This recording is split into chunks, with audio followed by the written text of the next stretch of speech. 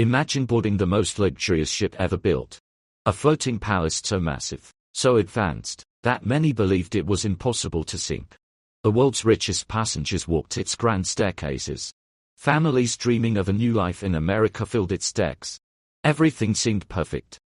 But just 4 days into its maiden voyage, this magnificent ship disappeared beneath the icy waters of the North Atlantic. More than 1,500 people lost their lives in one of the deadliest maritime disasters in history. This is the story of the Titanic. At the beginning of the 20th century, competition across the Atlantic Ocean was fierce. Shipping companies raced to build bigger, faster, and more luxurious passenger liners. One company, the White Star Line, wanted to surpass its rivals. In 1907, White Star chairman J. Bruce Ismay and shipbuilder William Peary came up with an ambitious plan. Instead of focusing on speed, they would create the most comfortable and luxurious ships the world had ever seen. 3 giant vessels were planned: Olympic, Titanic, and Britannic. Construction of Titanic began in Belfast, Ireland, in 1909. The ship was designed by Thomas Andrews and built by the famous Harland and Wolff shipyard. When completed, Titanic stretched nearly 269 meters, or 882 feet, in length. It was one of the largest moving objects ever created by human hands. Inside, passengers enjoyed luxurious dining halls, elegant lounges, elevators, a swimming pool, and some of the finest accommodations available anywhere in the world. For many, Titanic represented the peak of human engineering and progress. Titanic was considered revolutionary. The ship contained 16 watertight compartments designed to prevent flooding. Engineers claimed that even if 4 compartments filled with water, the ship would remain afloat. Because of this advanced design, newspapers and the public began calling Titanic Unsinkable.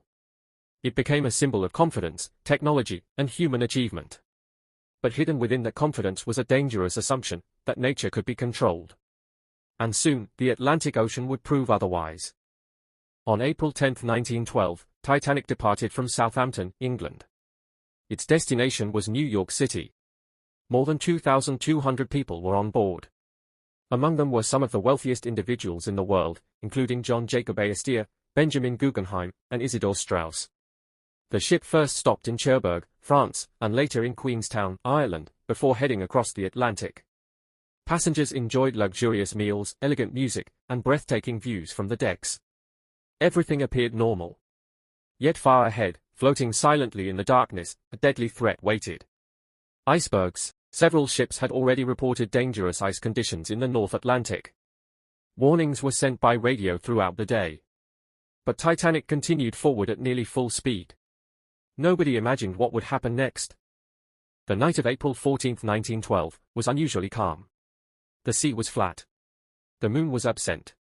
Visibility was poor. At 11:40 p.m., lookout Frederick Fleet spotted something directly ahead. An iceberg. The warning bell rang. Iceberg, right ahead. First Officer William Murdoch immediately ordered the ship to turn and reverse its engines. But it was too late. The massive iceberg scraped along Titanic's starboard side. The impact seemed minor to many passengers. Some barely felt it. But beneath the surface, disaster had already begun. 5 watertight compartments were damaged. Titanic had been designed to survive flooding in 4 compartments. Not 5. Ship designer Thomas Andrews quickly inspected the damage. His conclusion was devastating. Titanic would sink. And there was no way to stop it.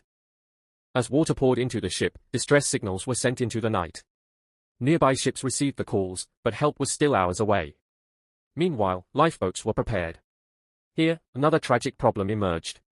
Although Titanic carried over 2,200 people, its lifeboats could hold only around 1,178. Many boats were launched only half full because crew members feared they might collapse under too much weight. Women and children were ordered into the boats first. Families were separated. Mothers said goodbye to husbands. Children cried. Fear spread through the ship, yet amid the chaos, Titanic's musicians continued playing music to calm the passengers. They played until nearly the very end. One by one, the lifeboats disappeared into the darkness. Hundreds remained aboard with nowhere to go. By 2 a.m., the bow of the ship was deep underwater. The stern rose high into the air. The enormous vessel began to break apart under tremendous pressure. At approximately 2:18 a.m., the light suddenly went out. Moments later, Titanic split into 2 pieces. The bow disappeared beneath the Atlantic first. Then the stern rose almost vertically before making its final plunge. At 2:20 a.m. on April 15, 1912, Titanic vanished beneath the ocean. The Unsinkable ship was gone. Hundreds of people were left struggling in the freezing water. Most died within minutes from exposure to the extreme cold. When rescue ship Carpathia finally arrived, only 705 survivors remained. More than 1,500 people had lost their lives. The disaster shocked the world. Investigations led to major changes in maritime safety laws. Ships were required to carry enough lifeboats for everyone on board. Continuous radio monitoring became mandatory.